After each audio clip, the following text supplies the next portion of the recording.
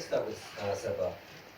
One of the things that we have in common is I think we are what has been called Afropolitan, multi-local Africans who also happen to be writers. And you were born in Sudan, raised in Yemen, and now made Kenya your home, which I'm sure comes with feelings of exile and feeling like the other at times. And I was wondering if you could talk about how this sort of multi-localness, for lack of a better term, has shaped you as a writer, but also more important as a human being. Um, all right, so first of all, I will speak on how the different countries have shaped me and the similarities I have drawn out of them. So being in the Middle East was nice, being born there, partly raised, but you find that you are different without choice. So you will have random people digging their hands in your afro or trying to pull your nose sometimes. And then when I came to Africa, I felt this is home, like Kenya is home. So when I compare Kenya to Sudan, we have similarities. We have the culture that brings the people together. Although different, we can point out some similarities like the African hospitality and the way of life of people, communication, and African socialism. So instead of getting an actual culture shock, which of course you get in the beginning, in the end, you end up finding that there is a harmony in the chaos provided by different environments. And this has caused authors from different walks of life, different countries to still find a silver lining and a similar point whereby they can express themselves regardless of their location or their backgrounds or their cultures. Uh, Faith, you are a columnist for The Nation, and you write a lot about women's rights and issues such as gender-based violence and FGM and other issues that a lot of Kenyan women are facing. I was wondering, in the last couple of years, of course, we've heard so much about the Me Too movement in the Western world, and maybe I haven't been paying attention like those guys. But there hasn't been, like, comparatively, there's been little discussion about, like, something similar to Me Too movement in Kenya or in Nairobi. And I was wondering, why do you think that is? What has, because it's not like women here don't face that. Do you have any sort of... There are a lot of Kenyan women in the audience who could probably answer that question better. I really believe that working for a media house makes me privileged in terms of access to information and access to what's happening in Kenya, even with regard to the Me Too movement and so on. So I might probably have a different skewed perspective because I have that access to knowledge. I know recently there was the Campus Me Too movement that was launched. And I think also inspired by the Sex for Grades scandal that BBC, the Nigerian Sex for Grades scandal, which is really not anything new, as we all know, just that it was highlighted by the BBC, so it became suddenly an international thing. But really it's been happening for a long time and been reporting about it for a long time. So I know that the Campus Me Too movement was launched. About whether or not there's attention or concern, I can't be able to answer that to be very honest, because I haven't done any research on that. I just know what's going on right now. In the media house, within the media house itself, we've had a lot of conversations about sexual harassment, because that's one of the things that really affects female journalists, and even leading to very high attrition rates. They're leaving the newsroom. So we had discussions about that. We've had research portraying that, but outside of it, I wouldn't say that no, there haven't been any Me Too movements. There has been concern, there has been awareness creation of it. Yeah. And later on, when we open the floor up to the audience, if any of you have any kind of particular way that you wanted to contribute to that discussion about the Me Too movement or lack thereof in Nairobi or Kenya, you're more than welcome to say that. Kevin, as I was doing some research about you, and all of you actually, because I'm that kind of a person, I can't help myself, I discovered that we have something in common, which is that we both developed a deep love of storytelling at a young age by listening to the radio, which is how I also sort of, that was the start of my interest in storytelling and being a writer. And in a recent TEDx talk that you gave, you said, or you called, or you used to think of yourself, and still do, I'm sure, a custodian of people's stories.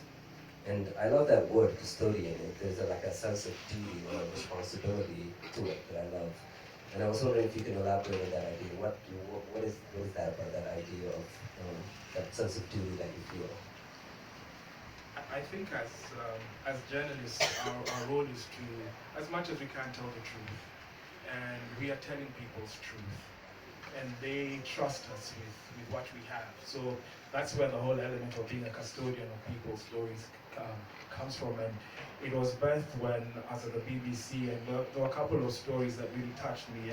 And I realized this is not about me. This is about them. This is about them feeling represented, and especially LGBTQI plus stories. You know, and I remember very early on that as a queer man, I had a duty to make sure that these stories were told fairly, because these were also my stories. And when you walk into someone's space, into their house, into their lives, with your pen and paper, with your microphone, with your camera, they're letting you in. And the least bit we can do is to represent them appropriately and truthfully. And yeah, speaking of being a custodian of people's stories, a couple of years ago you took on the challenge of gathering the stories of queer Kenyans for a book called Invisible Stories from Kenya's Queer Community. Can you tell us a little bit about sort of the inspiration or for that book and what sort of what you found out about queer Kenya? The one thing I found out queer Kenya was not just Nairobi. For many people it was Nairobi, and for me it was important to, and there was a queerness that existed before I came into this space, and I think it was important to represent that queerness. I just come back from the UK kind of fairly recently. When I came back, I figured I burned the closet, left it at Heathrow, like I'm gonna, take the bull by the horns in Nairobi. And it was interesting when you engaged this space, there were other queer people within this city who had experienced this city, when I was still in the closet and scared, and it was important for me to find out how they existed, how they managed to weather the storm when I wasn't able to. I discovered that there were many faces to queerness in Nairobi, and people were living their truth in their own little pockets of safety, and I thought that was really, really powerful. And I think with the book coming out, by then I figured, this is my truth as well. And I think it was important. People had not had Kenyan stories from the queer community, and for a long time, it was two queer guys in Mombasa who the media would go to, and whenever they needed a piece on homosexuality, it was and you're like, this isn't it. This isn't it. And I learned that it's a lot more diverse, and I was shocked when I went online to one of the dating sites, and they were like, all these queer people are in Kenya, and I think a good number of people just wanted to be heard and to be seen differently. Yeah, absolutely.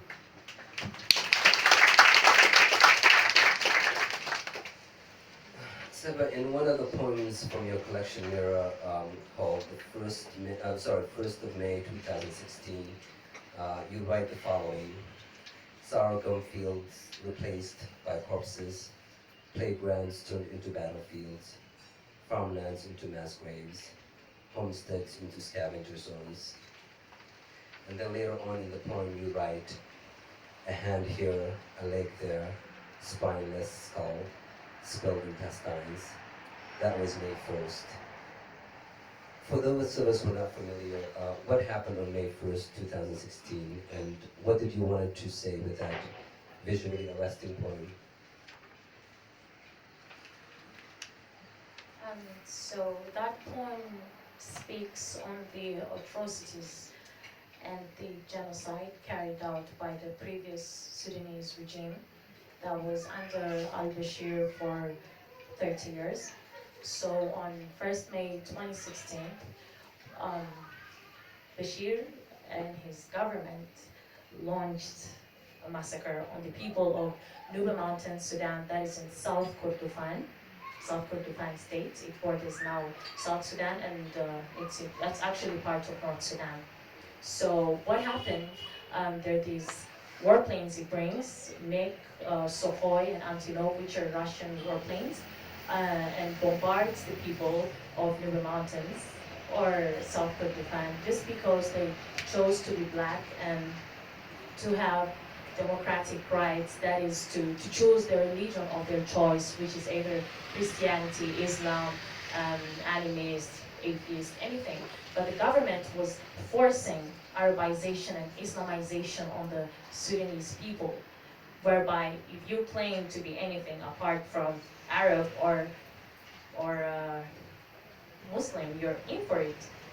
So he would like bombard all these villages where children are, and like after the before the bombardment, people are aware like there is going to be an attack here, so they dig foxholes. Like if you go now, some parts of Sudan have foxholes whereby when they hear the sound of a plane or uh, hear the sound of a plane, they run to the foxholes and jump in them. Some can carry like up to 5 people, but you found like 10 people squeezing in there, what adrenaline can do.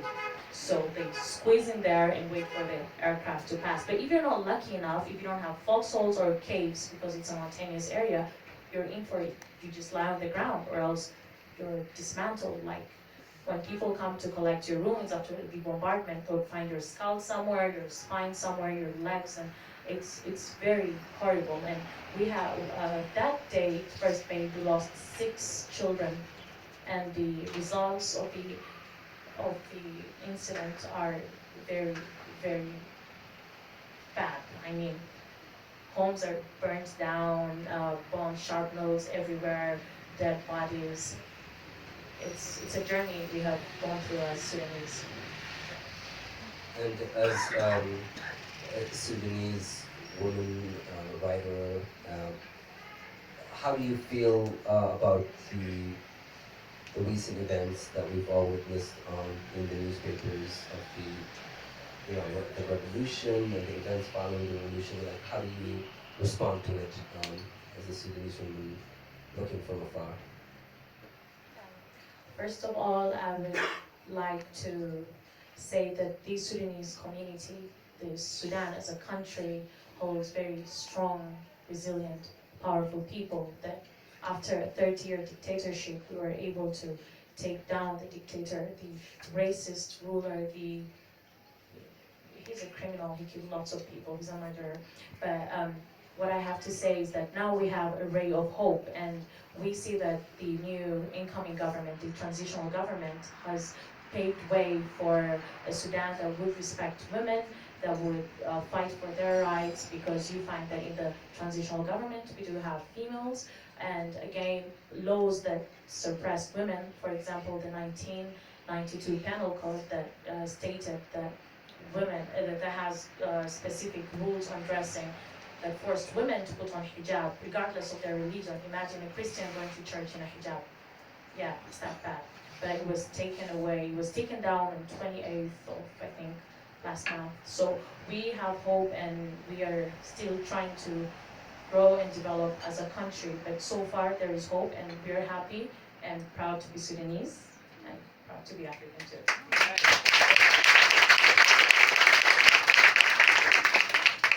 And just on the theme of slow but painful progress, and sort of what is that expression that Obama used to use,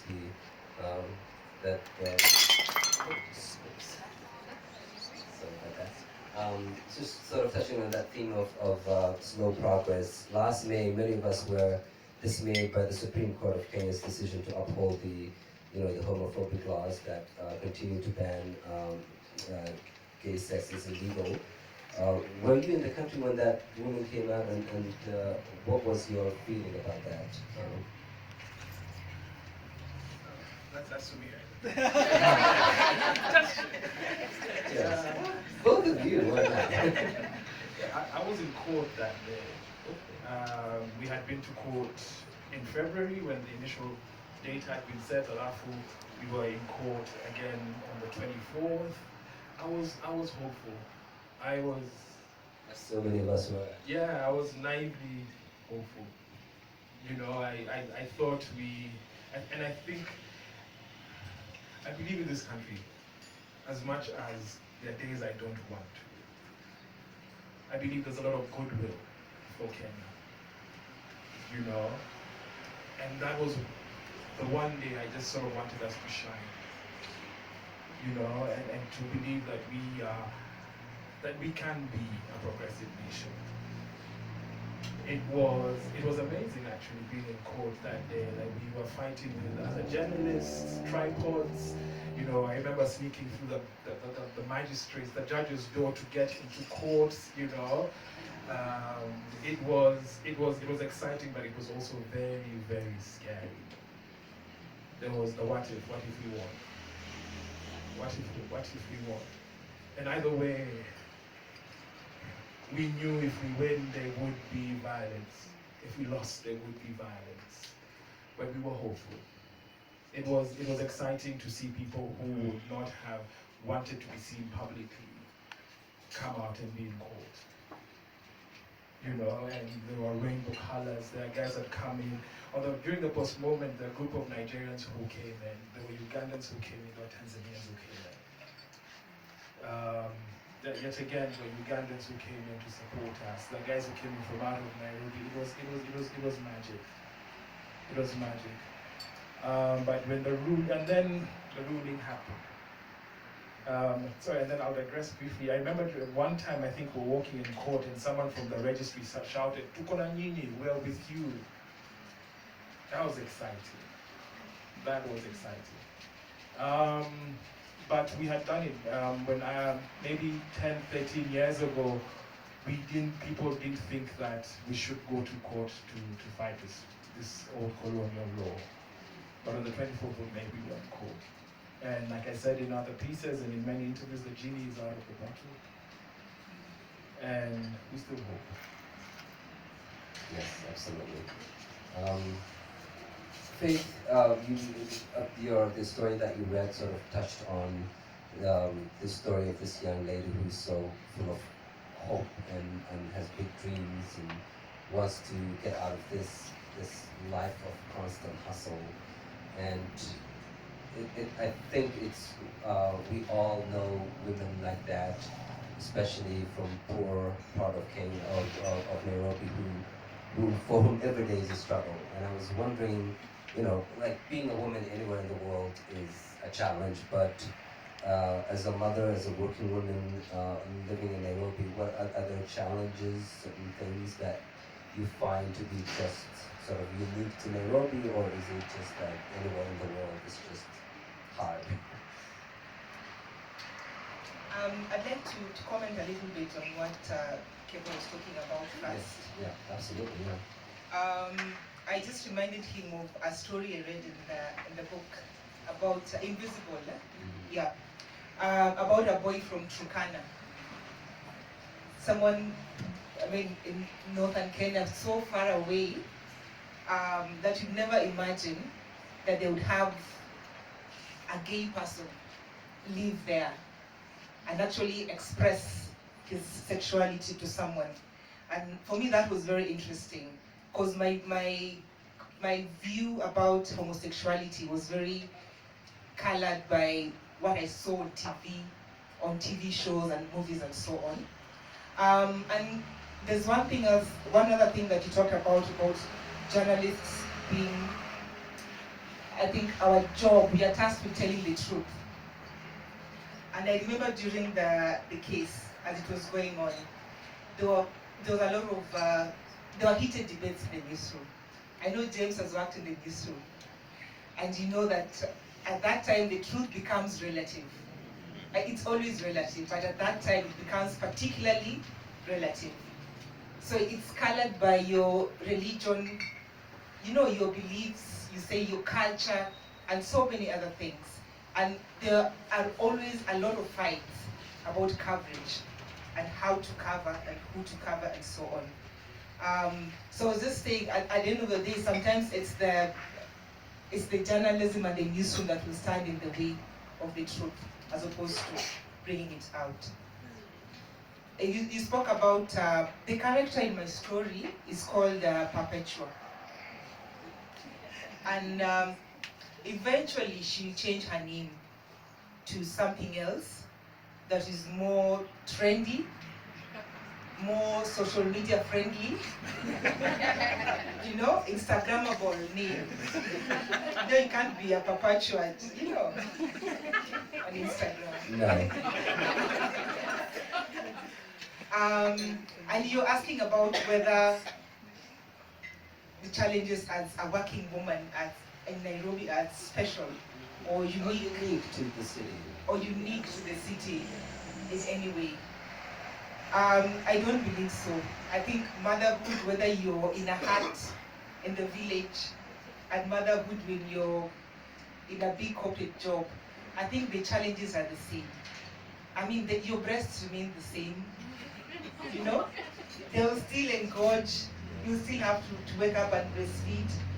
Maybe the only unique thing is maybe traffic jam. That you have to deal with. But I think the challenge of motherhood is the same for the woman in the village, the woman without a breast pump, and for the woman with the breast pump. Yeah. Do you feel like things are getting better, in terms of this? Because I have a lot of female friends whose lives are constantly sort of determined by, like, in terms of you want to go out on a Thursday night, like what part of the city you go to, you know, whether or not you have somebody to give you a ride home. Like, there's so many other issues that us guys oftentimes are oblivious to, that women who live in the city are quite. One of the people that I really admire is Shonda Rhimes. And she wrote a book called The Year of Yes. One of the things that she was talking about in the book is you can have it all, and balance, and that's the myth of having balance and so on. And one of the things that she says is that you can't have it all. Like, one thing will always suffer. You go to work and work from, maybe you leave the house at 5 a.m. and you come back at 9 p.m. when they're all asleep. Your children probably won't see you for a whole week, you know? So that will suffer. And I really believe that work-life balance is a myth for the working woman. It is. Sometimes you just have to pay someone to make sure that there's someone to help your child with their homework and to pick them from school and so on. And, I mean, Thursday cocktail night with the girls, you can still have that, you know? And still have your Saturdays or Sundays with your children.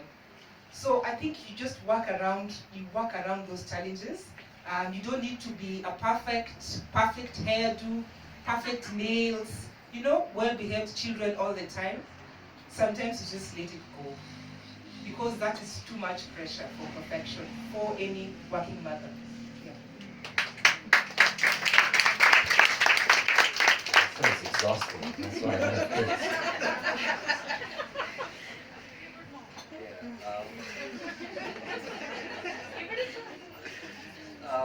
I actually wanted to also ask you too, since you guys are involved, can you tell us a bit about the Humans of Nairobi, this project, and what it's about, what you hope to do with it, what the aspirations of it are? So what I'd like to do is that the concept was written so eloquently by Kevo, and Sitawa is part of that team. Sitawa, please say hi to people. And Stephanie and the other writers involved. Oh my goodness, hi. I did it as well, yes. So I'd just like to read the concept as it is, and then maybe we can have that discussion later. Absolutely. The title is Humans of Nairobi. The year was 1899. The place, a seasonal swamp on the edge of a forest that was not meant to be more than a railway depot for people and goods on their way elsewhere. But fate had other plans, and a city erupted. Nairobi, the accidental city. 121 years later, Nairobi is home to over 3 million people. A city where lives are swallowed up and spat out again. A place where dreams collide. The year is 2020, and writers have come together to explore the city and the myriad of souls that inhabit it. In this journey, you'll encounter a city where characters are forced to hustle or be hustled, whether in a city council meeting, or in the road, or in a hip bar in Nairobi. A place where people come to run away from the ghosts of their pasts, some finding respite, others carrying their demons with them. You'll meet Sarah Obama, who commands a group of hawkers that sell bananas on Mombasa Road. That is her turf. This is her turf. The city's traffic is her stomping ground. You've probably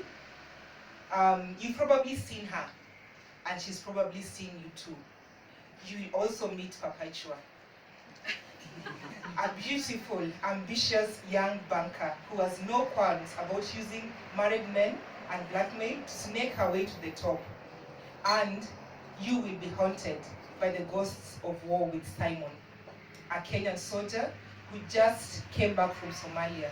And you will spend a day in court where a woman accused of poisoning her boss is trying to prove her innocence. So that's just what the concept is.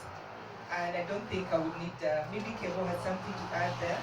And I think that's the genesis of all of us getting together. We used to meet on Saturdays, ever so often, either at Steph's house, Sita was there, Idil was there, and we're all writers. And we just come and share our work. And we've met a number of times, and I think the conversation was, where is this writing going?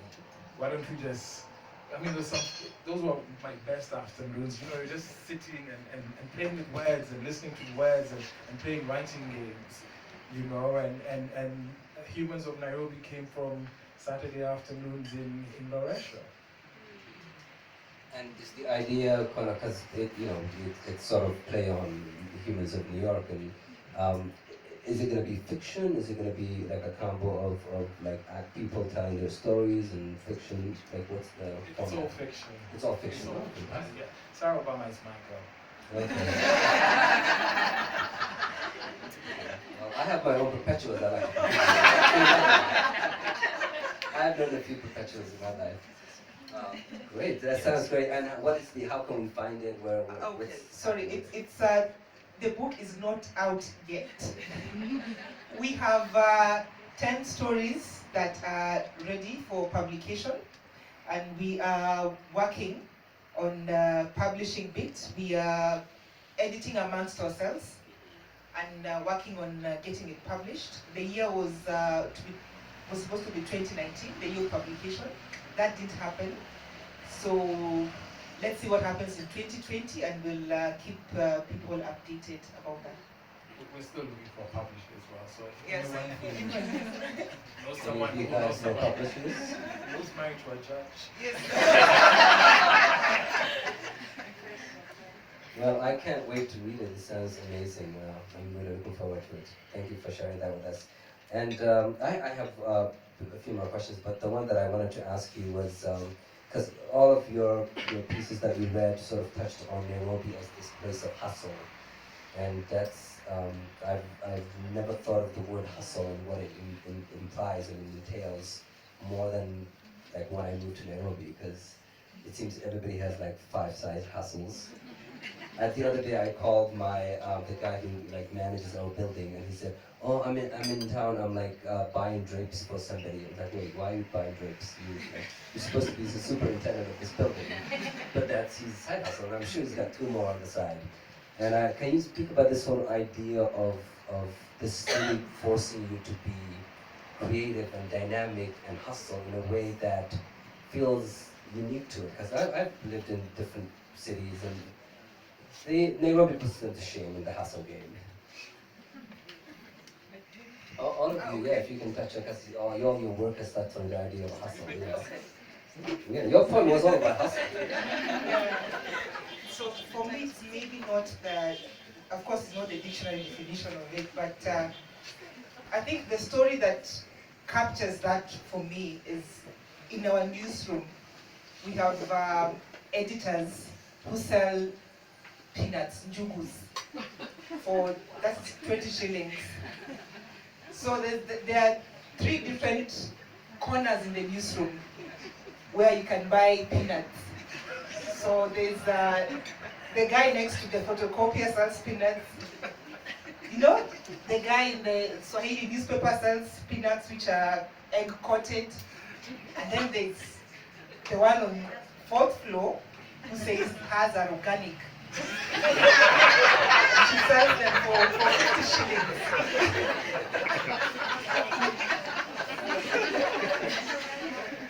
I think for me, that's the definition of hustling. You have a salary, but you have your hustle. So it's become so acceptable that you'll find us in the washroom trying out clothes from someone's side hustle. Someone selling pancakes.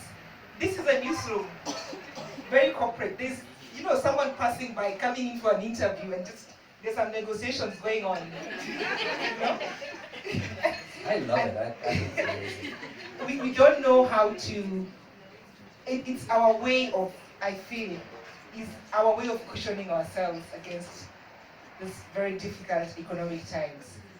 I myself had a hustle. I was selling honey, in the newsroom, and then people are not paying me. I was being hustled as well. So I temporarily, I'll probably look for a different hustle. I'll probably sell books because that's what I know. So I'll go to people and just probably force them to buy my book, and I call that my hustle. Yeah. So I just think it's so ingrained in us that somebody's always doing something extra. Well, speaking of hustle, what's the name of your book so that all these people can buy, and where can they find it? Sorry, I have a children's book called The Girl with the Big Hat.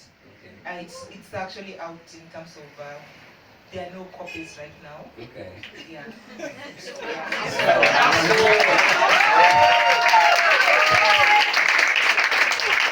hustle works. The hustle works. We need to talk. I have some copies of my book that have not sold. I need a tip or two from you. You got hungry, perhaps. Yeah, of course, absolutely. I think Nairobi just demands more from all its residents. Nairobi demands so much more from everyone who lives here. You're required to have more patience. You're required to have more time. You're required to have one more car. It's this. For me, the hustle, most of the characters, like in Thrashed, and even when I'll talk about, the story is called Banana Jam. It's just, for me, I love seeing the hustle when you go downtown. When you're after Tomboy, for me, that is where you see the hustle. And you see everywhere, the number of pharmacies, the number of stationery stores, everyone selling clothes, mitumba, new and old, and there's once upon a time I wouldn't go there, but for me, I love going there because that is where I get my stories from. That is where I will see other people who they may not have the luxury of being in the newsroom or in a 9 to 5. That is their 9 to 5. You know, and it's interesting to see how that changes every time. From, you know, there are a couple of guys, they used to be outside Nakumatt Prestige, and I've been there, I think, for 6-7 years selling socks. You know? And I remember meeting us, they've been there for years, and now they call them these funky socks or crazy socks, happy socks, you know, they moved that, and then they're just selling the invisible socks. And then last year,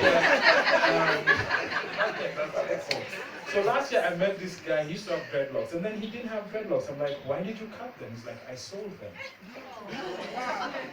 He sold them because there's a market for dreadlocks in South Africa. That is the Nairobi hustle. If you can make tunes out of someone, you make tunes. And people will make tunes of you if they can. And that is because this is I think Nairobi is a very unforgiving city because it just wants more of you. Saba, any thoughts on hustle, the art of hustling? Well, for me, having lived like in different countries, I must admit that the economy in Kenya is something. Kenya is very, very expensive. If you make it in Nairobi, you can make it anywhere else in the world. I mean, with $200 in Khartoum, I can get a very nice, fancy apartment. But that can't do me anything in Nairobi, not even a week. Apparently, the notes in Kenya have invisible legs. Once in a while, they jump out of your pockets. But all the time. So I think that the whole economy of Kenya and how it's developing and evolving. I mean, the way the country is expensive, the way we pay very high taxes, very, very high taxes in this country, it has shaped us in a way that we have to survive because it's survival for the fittest, and the strong eats the weak. So yes, you can be an editor and you sell peanuts. I mean, I saw somebody who waits by the roadside for dogs and cats to give birth so that when they're like dozing off, he steals the pups and kittens and sells them on some highway because every shilling counts in this country. I have seen lots of things that have been fabric because of how the economy is. So it's more of a culture that even the word hustler or being called a hustler is something nice because it shows that you are a go-getter, like you will not die hungry or you will not starve because you do anything in your means to make ends meet. So I think being a hustler is the new cool kid, you know. And if you're unemployed, you still say, hey, I'm a hustler, you know. If you're a student, hey, I'm a hustler. Even big people, I don't want to mention names, are hustlers. So, Go on, mention names. yeah, will you bail me out? In the spirit of a hustler, I'm also going to hustle you. So this is my anthology. Now the sad part is that I sold out 2 editions. I mean, fortunately, yes, but again, unfortunately, I don't have copies for you. But if you follow me on social media, I'll tell you when the 3rd edition is out so that you can buy. You have to buy. I mean, it's nice. Thank you.